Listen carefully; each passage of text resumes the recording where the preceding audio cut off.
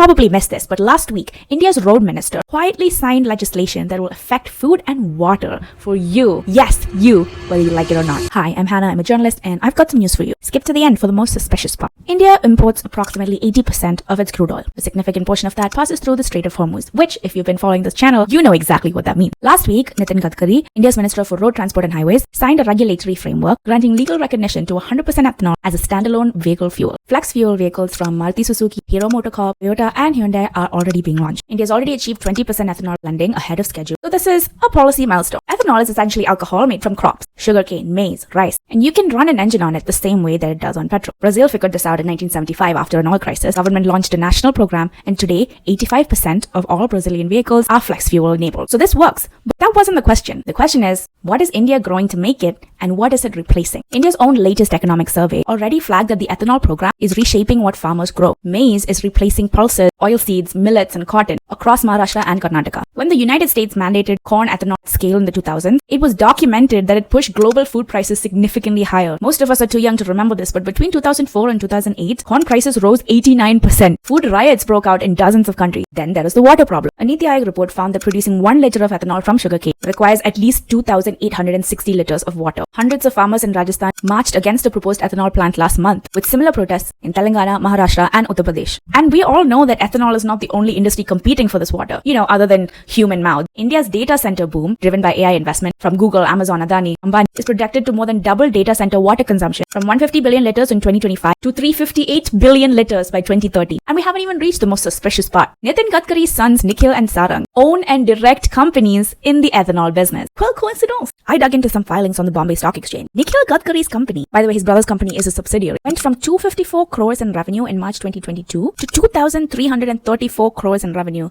this year. Massive jump, roughly coinciding with the government's push for ethanol. Nitin Gadkari has denied any conflict of interest, saying that his son's companies account for less than 0.5% of India's ethanol supply. Now, regardless of the usefulness of a policy, should a minister be the government's most vocal advocate of legislation that directly benefits his family's business? Should energy independence for India mean water insecurity for Rajasthan? You tell me. Thanks to the US and Israel's strikes on Iran, the fuel crisis worldwide is very real. The need for a change in oil dependency also very real. But that doesn't take away from the fact that if there is new legislation imposed that affects the everyday person, farmers whose land now grow fuel instead of food, rural communities whose groundwater is being taken by distilleries, have all parts of this policy been examined before being pushed through into legislation? Just something to think about. That was Hannah Abraham with some news for you. Stay informed, and I will see you next time.